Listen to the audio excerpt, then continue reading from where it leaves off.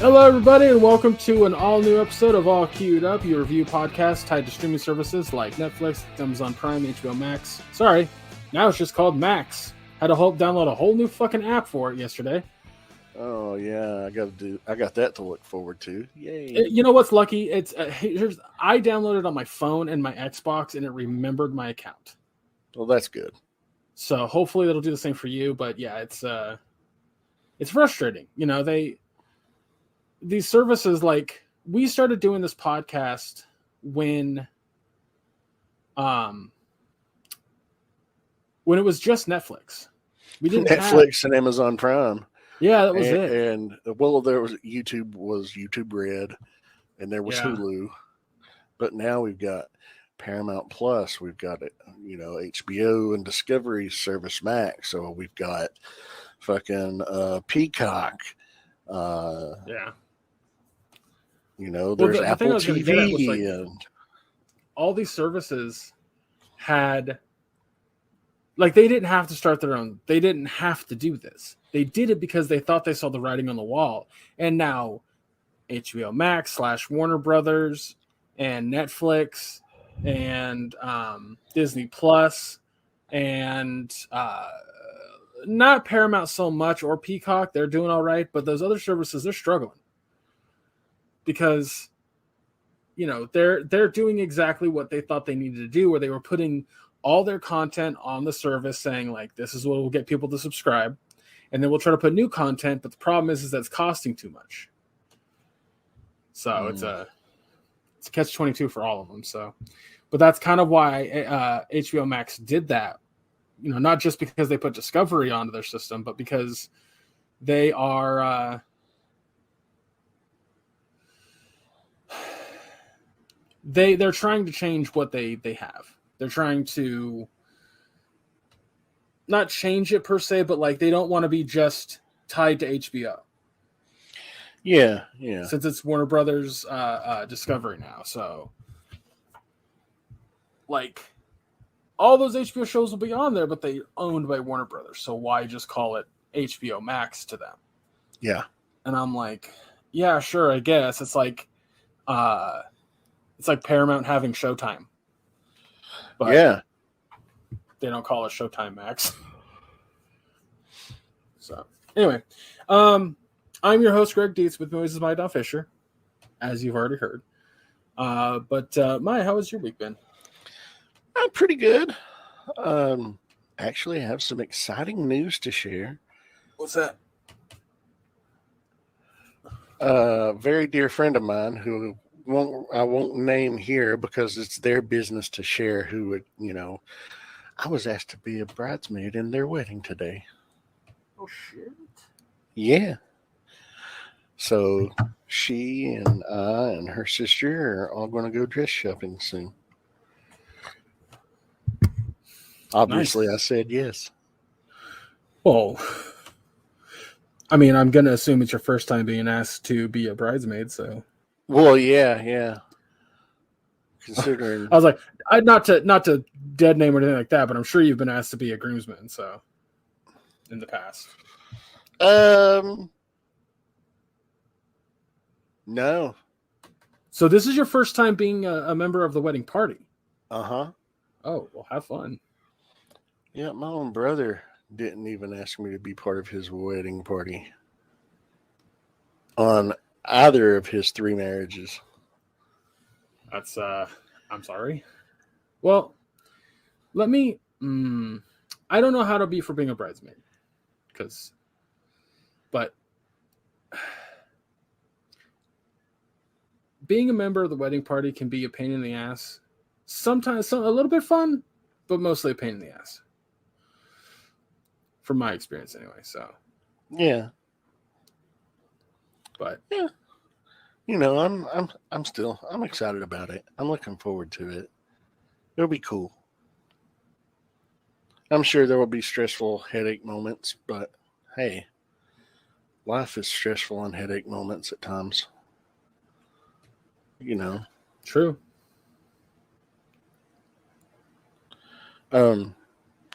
But yeah, other than that, let's see, I finished off finished off Star Wars Jedi Survivor. Got the platinum trophy on it. Really fun game. Really good storyline. Really enjoy it. Can't wait to see how they wrap it all up in a third installment because it's obvious they're going to have to. I was gonna say, does it end in a cliffhanger-ish sort of way thing? Yes and no. And I don't know how much of the game that you have watched. I'm still at that part we last talked, very early. Okay. I'm honestly, I'm gonna be honest with you. Like, Jeff has a Series X, so I'm thinking about renting it when I get to Texas because I'll have access to his Xbox. So. Oh, okay.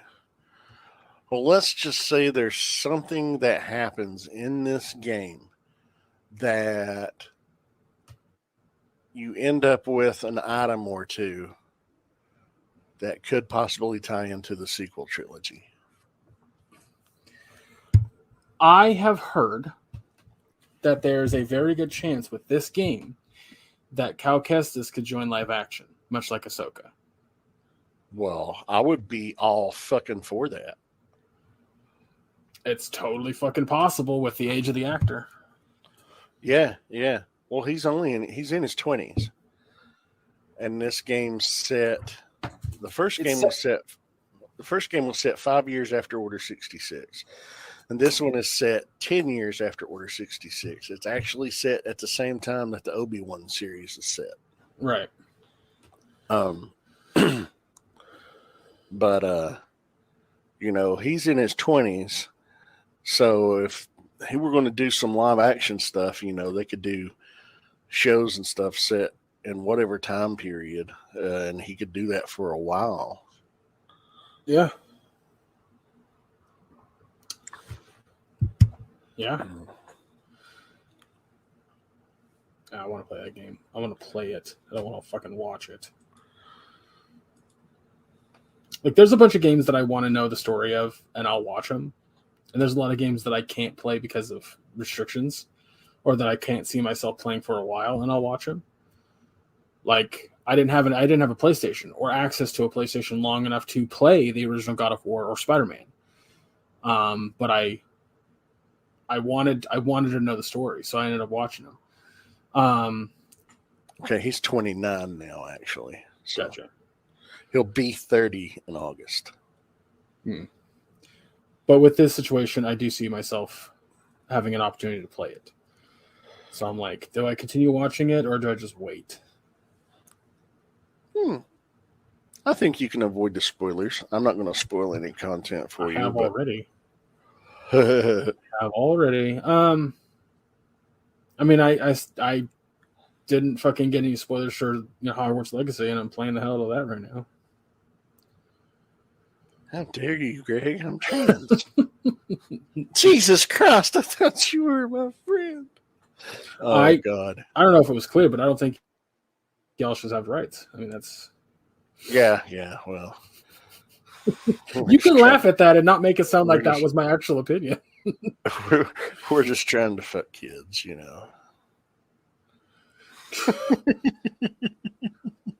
going to quit that and send it to Fox News. You heard it here first, Tucker Carlson. I admit it. I don't know if you heard his agenda all along.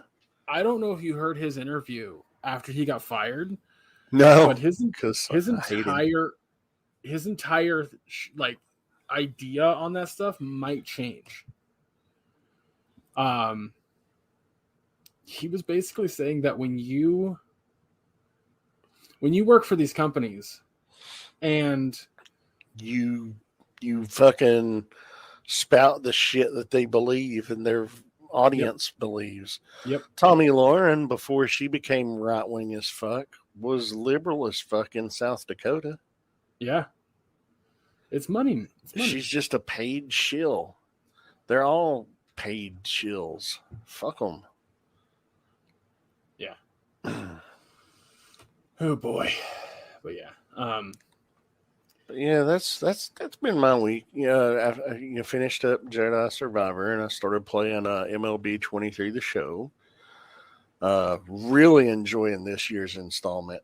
It has this, I'm a big baseball fan, and I've had a lot of the show titles since 2008 or 2009 when they first came out. I've gotten not every installment, obviously, because why pay $60 every year for a new version of the same game reskinned? But this year I went ahead and bought it, even though I had last year's too. And I'm glad I did, because there is a whole mode of gameplay dedicated to the Negro Leagues. And they've actually partnered with the official Negro League Museum that's in Kansas City. And they have a game mode where you can play as 8 different players from the Negro League era, including Satchel Paige, Jackie Robinson, Buck O'Neill, and 5 other guys that you probably haven't heard of before. And their accomplishments and what they did, it's amazing. So each mode, they're split up into 10 episodes for each player, 9 or 10. Like Satchel Paige has 10, Jackie Robinson has 10, Buck O'Neill has 10, and I think the other guys each have 9. But there's like an introduction from the president of the Negro League Museum, and he sits down and he talks for a couple of minutes about each player. Then you go and play a few game moments split up into episodes talking about their accomplishments. You recreate them on the field in gameplay. It's like Satchel Paige had, these names for his pitches. They weren't called a 4-seam fastball. They weren't called a 2-seam fastball. They weren't called the slurve. They weren't called this. He would name them, his B pitch, because it's going to be there when it gets there, when he needs it to be there. And he called one his Dipsy Doo. He called one his Dodger. That was his curveball, his Dodger, his bat Dodger. And, you play a couple episodes, and then they talk a little bit more about their accomplishments in their life and their struggles and things. And then you play some more. And it's like a little documentary that's intercut. And then after it's all said and done, you can watch, after you complete them all, you can watch the documentary parts by themselves. And it's almost like an hour's worth of footage after it's all said and done. So it's really fucking cool. Talks about how Jackie Robinson wasn't even nowhere near the best player in the Negro Leagues. And he was the first one to break the color barrier in the major leagues when he did. And how he was a 4-star athlete at UCLA, played football, basketball, baseball, and ran track, and baseball was his weakest sport. So it's fascinating stuff. It's a wonderful mode of gameplay. I'm really glad they added it in. And what's cool is, there's other modes of gameplay. And this game, as you perform and do things on the field, you earn in-game currency called stubs. And when you get enough stubs, you can buy packs of virtual baseball cards. And you can draft players to a fantasy team that you can build and play in modes on there. It's really fucking cool and really in depth. I really enjoy it a lot. So I'm working on all the trophies for that, and I've only got 2 left to get. But it's a lot of fun. But yeah, that and being asked to be a bridesmaid and finishing up Jedi Survivor, and had a doctor's checkup today. That's, and everything went well. That's been my week. How about you? How's your week been? Just been busy with either. I got fucking furious with Steve. So I'm sure I told you, but Steve doesn't. He doesn't own the place anymore. He's not my boss. Yeah. But he stayed around all day on fucking Sunday, and he was just pissing me. Or Saturday. It was Saturday. Sorry, yeah, Saturday. He stuck around all day. No, this was Sunday too. Yeah, because like he just gets drunk in the halfway through the day, and he's just fucking pissing me off so much. Just will not shut the fuck up. Oh man, I was so fucking irritated with him. But it's weird because I don't have the position to say anything. Yeah, he's not my boss, but also at the end of the day, like he still has some control because the new guy doesn't know all the ins and outs of that place, and that's why Steve is there. Yeah, so I gotta fucking deal with him. Ugh. Hopefully Saturday he's not there. It's just me and Linda. That would be fantastic. But we'll see. Well, you only have to put up with the guy for 2 more weekends. Yeah, you're not right. You're not wrong. Yeah, it's gonna be a pain, but no, it's just been the dialysis classes and playing Hogwarts Legacy here and there, half an hour here, half an hour there, that kind of thing. Because I just have so much stuff, and like, if I can take the opportunity to have I watched Quantumania with the folks because that came to Disney Plus, and they really fucking dug it. They had a lot of fun with it, which that's all that movie is. It's just fun. Yeah, I watched that last Friday or Saturday. Really enjoyed it. Yeah, it's a good movie. I mean, it's not like it's a solid 7 out of 10, which means it's good. Yeah, I think 8, 9, and 10 is like progressively better, and then 6 and 5 is like it's less than good, and anything under 5 is like it gets worse from there. But 7 should be your baseline. It's like our if we give something a B, that doesn't mean it's bad. It means it's good. No. Yeah. If we give something a C, that means it's passing. That means it's fine. There's some problems, but it's fine. It's a D and an F that you want to avoid. But anyway, I just get fucking mad at people who online are like, it sucks because I said it sucks. And I'm like, you suck as a fucking person. Yeah. Stop sucking people. I mean, if you want to suck people, that's your prerogative. I'm not here to judge, but okay. I did get excited this weekend, or not yesterday. I'm a fan of Star Trek. I do really enjoy Star Trek. I haven't watched everything Star Trek. I've never watched every episode of Next Generation, even though I find that to be the best Star Trek show. But there's a current show, 2 shows right now that I think are fucking fantastic in terms of Star Trek. And that's Lower Decks, which you can find on both these you can find on Paramount. And the other one is Strange New Worlds. Lower Decks is a half-an-hour animated comedy based around the people of like that you see in the background of a Star Trek show. They're the ones that keep the ship running, but they're not really the main characters. They just have a job on the ship, much like a background technician on a submarine. That guy that's like designated to carrying stuff. However, the 4 characters that we follow on Lower Decks they have history with Starfleet but it's a comedy. It's genuinely really funny. If you like Star Trek at all, I highly recommend it. But the other show, which is Strange New Worlds, is a brand new show, and it takes place before Kirk, before the original series, with Commander Pike. And Pike is a very prominent, important character in the timeline of Star Trek too. So, yeah, he was in the J.J. Abrams movies. Right. I liked his character. That's a different timeline. Whatever. It is.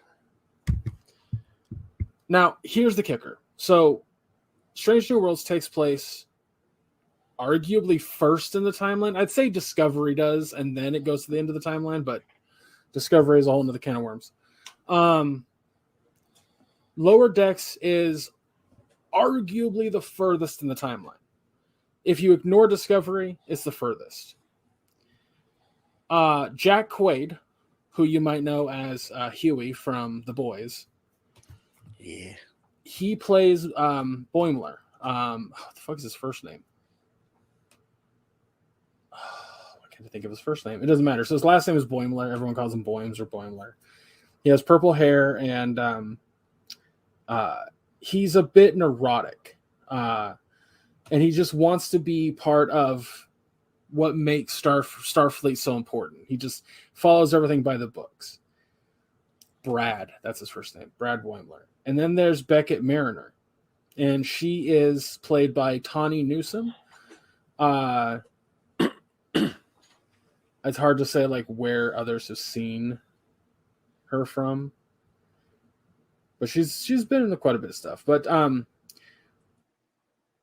her character is that she doesn't like how Starfleet can be. She likes to go into her own thing. Well, her and Boimler are like best friends. So the fact that those two hang out and one's by the books and one's not, a lot of shenanigans happen. It was revealed at Comic-Con last year that they were going to appear, that Jack Quaid and Tawny Newsome were going to appear as Mariner and Boimler in live action for Strange New Worlds. I immediately thought, how the fuck is that going to happen? And then I went, oh yeah, time travel exists in Star Trek. In the newest trailer that came out for Strange New World Season 2, which premieres next month, one of the episodes is going to have live action Mariner and Boimler, played by the same voice actors that play them in Lower Decks. Because they look exactly like their counterparts. And I got more than excited. I got like a little girl's about to get her first like a cotton candy at a state fair, kicky legs. I'm like, I have a boy crush, kind of excited. Well, that's like, cool. I jumped up and my dad's in his chair at dialysis, and I was like, Dad, look!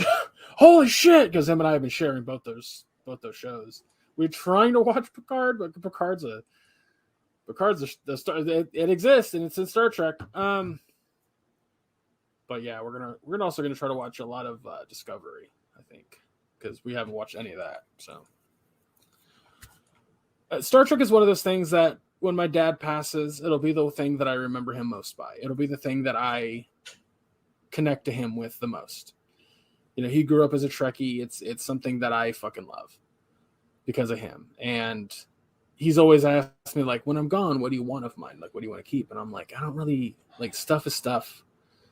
Like, it's not important. It's the memories. It's the lessons. You know, that's what's important. And he's like, yeah, but if you could have one thing, I'm like, I'll fucking take the Star Trek Barbie and Ken. I'll take the fucking Star Trek Barbie and Ken. Just that's what I'll take. He's like, okay.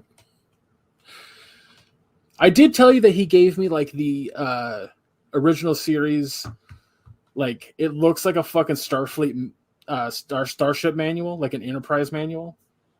Oh yeah, the box set of the Blu-rays. No. No. It is an old school, like 60s. I think it's in the 60s. Book, and it has like blueprints that Starfleet would have written up. Oh. For like the phasers and the communicators and the fucking ship themselves and the warp drive and the fucking all this stuff. It's from the 60s? Yeah, it's old. So I guess that explains, you know, not explains, but makes sense in the fact that, you know, Star Wars, you know, how they do their technical manuals back in the day for the same types of things, ships and droids and blasters, etc. So I guess they got the idea from that. Are you talking about Star Wars got the idea from that? Yeah. Okay. Yeah, it's dope. I'm so fucking excited. Like that was a highlight of my week because I just got fucking way too excited about that. The reason I bring that up is because my brother's now watching fucking Strange New Worlds for the first time, and he's like being overly critical. And I'm like, dude, yeah, it was. Okay. I know which brother you're talking about. I was thinking you were talking about the other brother. Probably went to a liberal landscape. Oh no. Like, I've heard that people say that shit, and I'm just like, are you paying attention to the show? It's a weird comment to make. No, I mean, the one brother actually physically going to a liberal location. That's strange new worlds to him. Oh no, the joke that I thought you were going for was that Star Yeah. Trek is it's a fucking it's a liberal utopia. It's a like I don't say communist, but it's fucking socialist as hell. Mm-hmm. Like they have technology for you to do whatever the fuck you want in a virtual space, aka the holodeck, and it's free. They have food replicators. There is no poverty because there's no fucking money. Food is made easily. Like in the show Picard, he has a vineyard. Like he doesn't make money off of it. They own that land. Not own it, they just live there. I don't even know if they own it. It's Star Trek is wild. But it's not fucking conservative by any stretch of the imagination. And so when people say Star Trek went woke, I'm like, went? If you're talking about the first fucking episode of Star Trek in the 60s, yeah. Always been woke, you fucking yahoos. Yeah, fucking yahoos.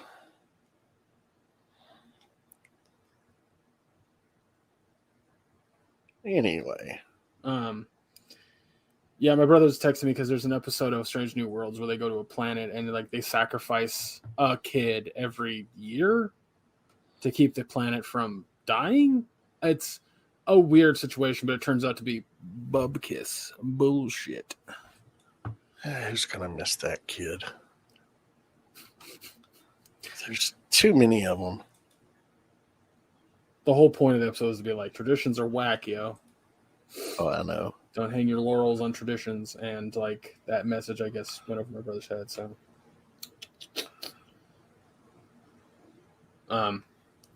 anyway, why don't we go ahead and talk about what we're supposed to review, huh? Been all over the place. Yeah, let's do that. It's the penultimate episode of Marvelous Miss Maisel. Penultimate series episode of Marvelous Miss Maisel. So, yeah, if you would like, give us a synopsis. And while you're giving the audience a synopsis, I'm going to go grab some water. All right. Well, this episode 8, it's titled The Princess and the Plea. Here's a brief rundown. Abe causes problems at Ethan's school. While waiting to discuss the matter with the headmistress of the school, Joel and Midge separately reflect on their relationship. Abe assesses Esther's intellectual potential. While visiting their alma mater, Bryn Mawr College, Midge and her former classmates retrieve hidden messages that they wrote to their future selves. Midge simply reads, "Don't." Gordon Ford is ecstatic that his wife Hetty's connections gets Britain's Prince Margaret on the show. After, Hetty urges Midge to rightfully take credit for the princess's funny skit. Midge, surprised to learn that Susie knows Hetty, insists that she asks Hetty to get her on Gordon's show. Meanwhile, at a dinner, Abe recognizes Midge's personal strength and regrets supporting her less than Noah during their childhoods. Susie reluctantly asks Hetty to get Midge on the show. When Hetty asks Gordon, calling in a favor, he considers it, and at the same time, Midge rushes off after receiving an urgent phone call, and that's how the episode ended. And I just want to say, Abe's fucking realization of how he had always supported Noah and never supported Midge at that dinner, and realized her fucking personal strength and her determination and how she has done everything she set out to do.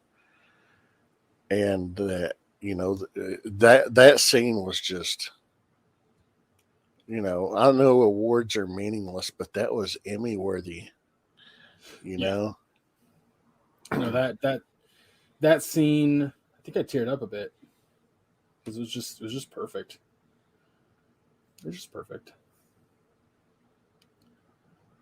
It's nice to see a character like Abe come to his senses and realize the damage that he's done. I think a lot of adults, a lot of parents, they don't ever catch that. They don't ever see the damage that they've done. Last night was the penultimate series finale of Ted Lasso. And in it, one of the main themes was how parents, not intentionally, will pass their trauma off onto their kid with a little bit extra on the side. This is not an intended sort of thing. A lot of parents are just kind of doing what they can with what they can and how they can. And unfortunately, that, doesn't always play the way that you want it to. And Abe's realization of that, Abe's coming to his senses about that, I could watch that forever. Like, it's wonderful to see a character like Abe realize that. So I was all about that fucking scene. Yeah. It was very touching, very emotional. Really, really tugged at the heartstrings. Did you know your hearts have strings? There's a song there, but I can't think of it.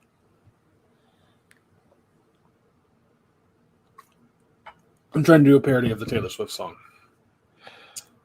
I don't know any of her songs. Sorry. No, that's fine. You're a metalhead. I get it. I am. Still bitter that I missed out on the Breaking Bus show this week. Oh, yeah. Yeah. I had already forgot about it, so I don't know why you can't forget about it. Because I was involved in it, or should have been involved in it. I had it planned for 3 months. The fortunate thing was, last Friday when I found out for sure that I wasn't going to be able to go, I was able to cancel my paid in full Airbnb condo with a pool. I was able to get a full refund on that at least. Yeah, that's good. Yeah. So I wasn't out any money after it was all said and done. And my friend that gifted me the tickets, and I gave them back to her, even though she had 2 new tickets to go see it, because she originally had tickets to go see Pacifier on the same night in another city, but she had to sell those because things fell through and she wasn't able to go to it. So she bought more Breaking Benjamin tickets. I gave her the original tickets she had gifted me back. And she said she used those and just sold the others because the others were easier to sell because they weren't floor seats. They were cheaper because the floor seats were like $209 a piece for the 2 seats that I had. She said they turned out to be shitty fucking seats because of the way they had things positioned. I was like, oh, that's unfortunate. She said, but the show was great and great energy. That's good. Yeah. But yeah, anyway, sorry. Totally sidetracked there. You did a little bit. I did. But yeah. So what did you think overall about this episode? I thought it started out a little bit on the slow side, but in a charming way. Yeah, like I was confused as to why we needed to watch Midge meet with some old friends. I was like, are we just like what's like I hope this isn't kind of where the rest of the episode's gonna go. Like I think I texted you, I was like, boy, this started off real fucking slow and lame, but it got amazing real quick. Yeah. The whole her and Joel separately having their own moments, recalling fond memories. It made some references to the very first episode in the dialogue, which I thought was a clever but funny way to do callbacks to that stuff. Is well done, but it really got better once it got to the writing for the Princess Margaret being on the show, the actual segment where she is on the show, Midge's meeting of Hetty and Hetty telling her take credit for what you wrote, and then the whole confrontation with Susie, like, hey, you had a way in for me this whole time and you haven't used it. She's like, I wanted you to do it on your own. She's like, this is me asking you to do this for me. So that was basically, she's like, this is how badly I want this. Yeah. No, I completely agree with you. Like her confronting Susie about it, and Susie just like Susie not wanting to because of some arbitrary bullshit it was interesting. It was because I think from my angle, I see both sides of this argument. Susie doesn't want to have to deal with an old fling. Whatever happened between them, it's not what Susie wanted. But on the inverse, if Susie wants Midge to be successful, Midge is right. Mm-hmm.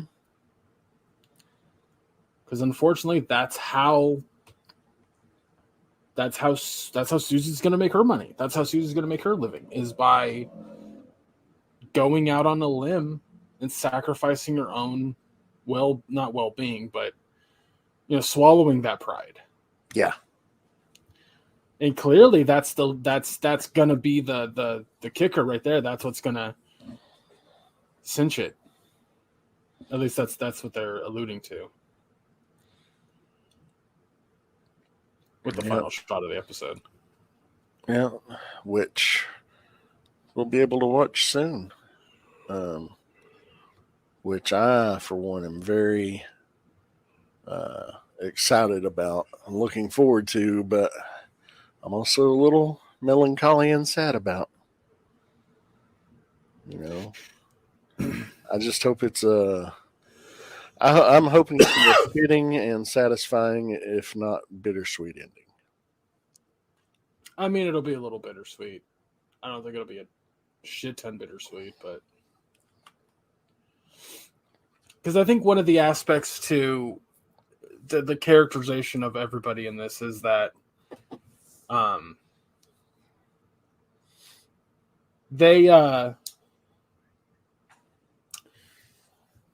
it's like I said, this needs to have they really need to nail the landing.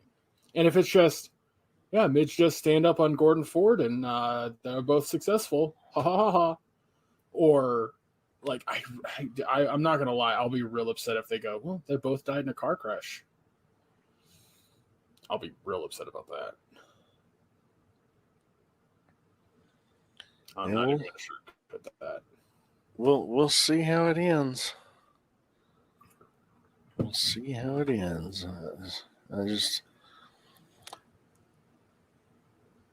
I think this is this the first time we've actually had a show that we've covered knowing that it's the series finale coming up and the anticipation and this and that? Because we've had shows that we reviewed that ended up becoming canceled before they got to play out.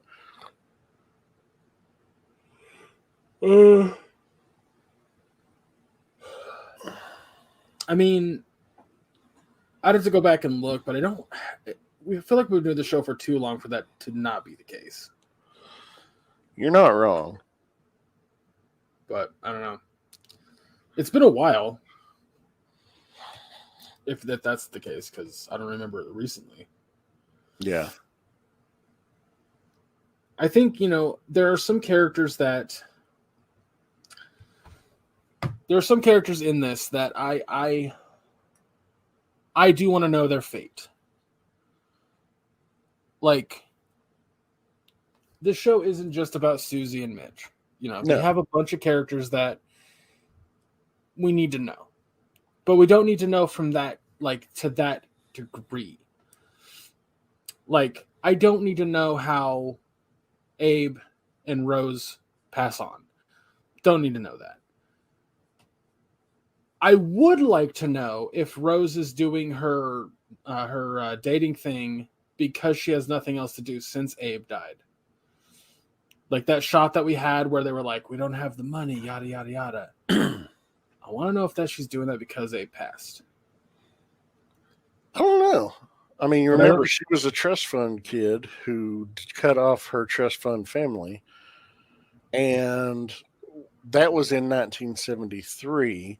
But we also know that Midge's one wedding a couple episodes prior that she called off was also set in 1973. And Abe was alive in that scene when they were talking about the cake, very expensive cake, you know. Yeah, I don't know. I just feel like they have a lot to cover in this final episode. Personally, They do. Like, They do. I think it's going to move fast. oh yeah. I just really hope it's not a shitty ending. Like, there's so many shows that I've watched that just have had garbage endings, and I just don't want this to be one of them so badly. I'm a little worried because the show's been fucking stellar from front to back. Yeah, it really has. So you'll have to forgive me if I get a little nervous. Oh, sorry.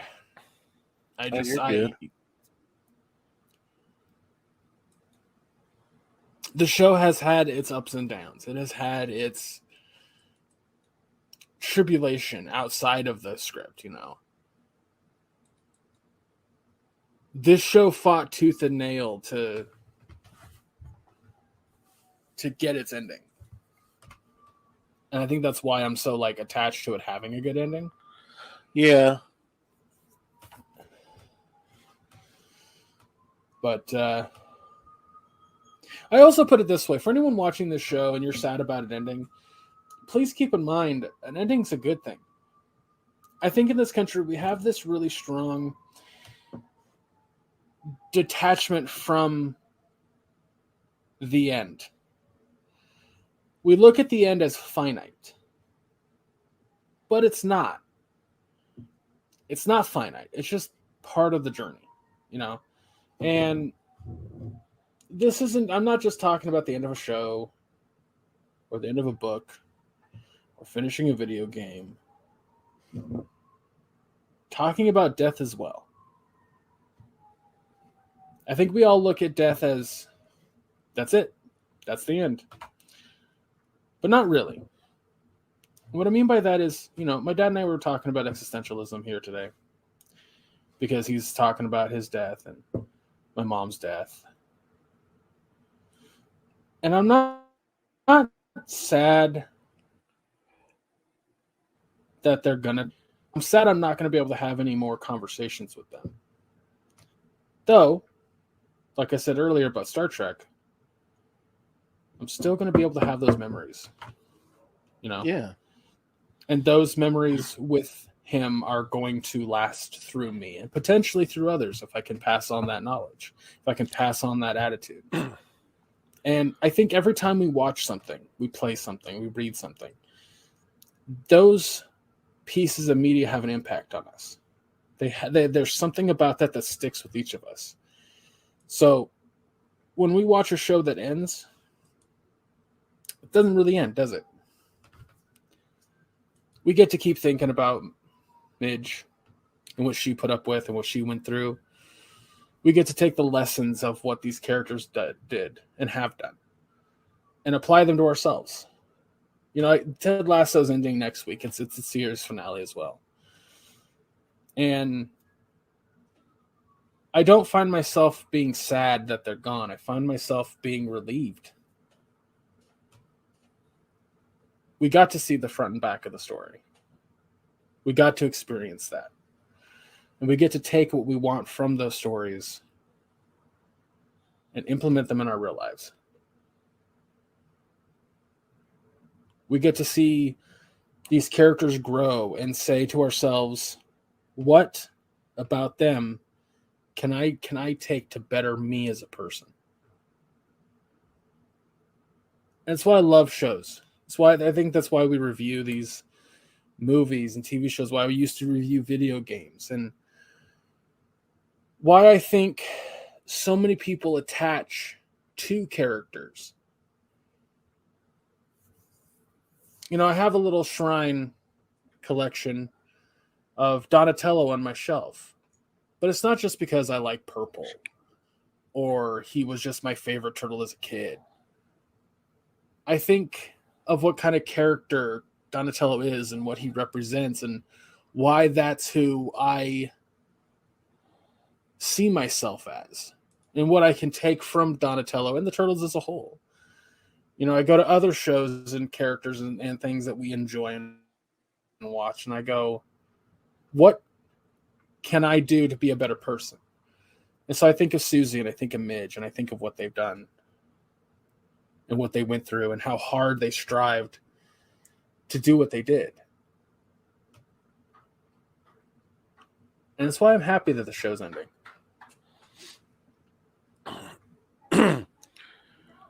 Well, not to be as deep as you, but I just think it's hard to keep telling a good story after 5 or 6 years.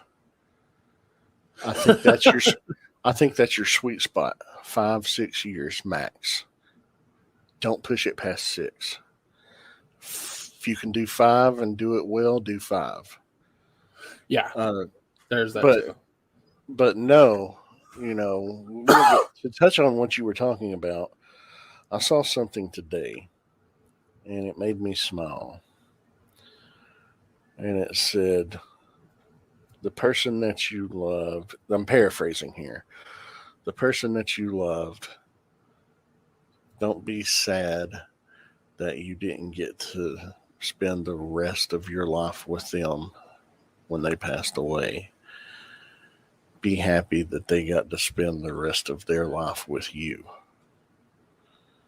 Mm-hmm. Yeah. And it got me to thinking about some, you know, stuff from my own personal life. And I was like, yeah, I mean, I went through some dark shit, but at the end of the day, I know that I actually absolutely impacted, you know, somebody's life and made them the happiest they've ever been. Yeah. You know, so. Yep. And you always got to think of that whenever, like, shit gets rough. You've done or did something that there's somebody else that will never forget it. And that's enough. That's enough. Doesn't have to be more than that. How did we get this existential on fucking talking about Marvelous Miss Maisel, huh? I don't know. I guess it's just on my mind recently. But the show's good. Yeah. Y'all should be watching it. It's amazing. If you haven't, why have you not started before now? And if you have, let us know what you think in the comments. Yeah. Let us know. Well, what grade would you give this episode? Solid A. I think the intro was kind of a little boring, a little needless. I didn't see the point of it. I was like, oh, maybe they're trying to give us an angle of, like, you know, Midge being a person before everything goes down. And I'm like, I don't care, though. So, but other than that, no, the show, fucking episode's 8. Like, it's a, I think one of the big things for me about the episode was Abe's realization. That was a highlight of the whole series. Oh, yes, absolutely. To see that kind of character growth from him and how it came about. When it's because he was always, especially early on, always portrayed as never paying attention to anything going on. Yeah. And now he is so observant of everything that's going on. Um, it can't help but hit him. It's like, oh, wow, look at me. I've been neglectful and awful. And it's time to stop being that way. So, I'm hoping we have a few more moments like that. I'm just hoping for a good send off for these characters. Yeah. I also give it an A. I did chuckle at the beginning when Joel and Midge are waiting on the headmistress, and she's like, "He's been smoking a pipe," and they're like, "Ethan, no, your father." And they didn't know that was the reason why he was there, or they were there, because it was, Abe was causing problems and not Ethan. Yeah.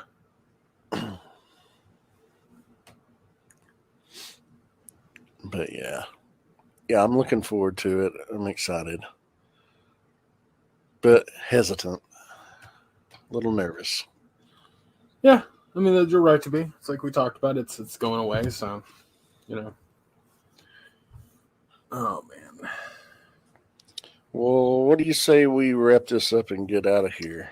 Yeah, I'm gonna go watch Shazam and then probably Miss Maisel. So, the new Shazam's on HBO. Well, sorry, it's on just Max. It's on Maximilian, the streaming service. Yeah. So next week, guys, all we have right now is Marvelous Miss Maisel series finale. Unfortunately, there's not really a whole lot else, and if there was, I haven't been paying attention because I'm so busy. I got so much going up.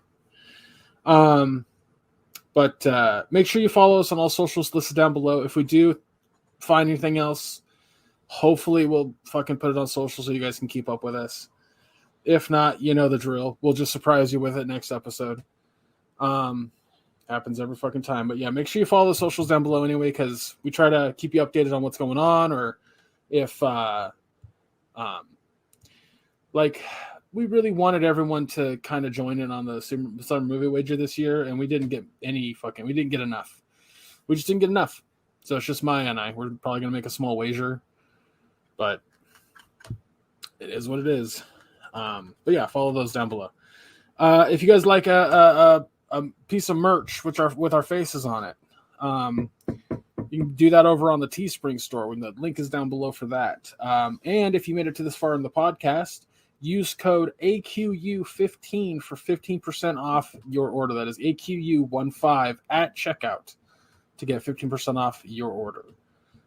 Other than that, I got no other notes. Maya, where can folks find you? You can find me on Facebook under my name, Maya Dawn Fisher. It's a public profile. It's also linked to my Instagram and my Twitter account. So it's your one-stop shop to check out everything that I'm up to. And oh yeah, I got an account restriction again. Oh, that's right. Yeah. This time it only affects my group posts, so my group posts are only moved down in the feed for another 25 days. That's great. I wasn't trying to sell anything. Fucking Facebook. Yet people on Twitter can send me fucking open death threats and publicly. Yeah. And nothing happens now because they removed the hate speech protection for trans users. Oh, Jesus. Yeah. Fuck you, Elon Musk. At one point, I almost had a smidge of respect for him when he said, if somebody gives me a plan to solve world hunger, I'll pay for it and do it. And then the fucking, I can't remember what organization it was, gave him 3 different proposals. And he just ignored it and scoffed at the fucking matters. Yep. Well, I was like, you could have earned the respect of millions of people. And now you're just the biggest piece of shit douchebag on the fucking planet that hasn't held political office. Yeah. Yeah. So, anyway, that's me. Where can people find you, Greg? You can find me under Chubruck Geek on all socials. Even on that shithouse website called Twitter. But yeah, you can find me there. I don't post a whole lot, but you follow me anyway. I might get back into posting clips from playing video games, in a while, when I'm not as busy. But yeah, that's it. Chubruck Geek on all socials. Guys, thank you so much for listening. Remember the series finale of Marvelous Miss Maisel next week. It's going to be emotional. I guarantee it. Whether we're angry or sad, it'll be one of those two. Or happy. Maybe happy. I'm hoping happy. I'm hoping for that. But yeah, we'll see. But guys, thank you again. Thank you so much for being here. Always fucking remember, fuck the GOP. Fuck them so hard, especially that drunk one in Texas. The fuck was that about? Fuck the NRA.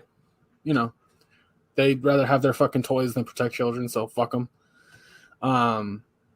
Guys, donate and help where you can. People are hurting all over the place. They need help. People need help constantly.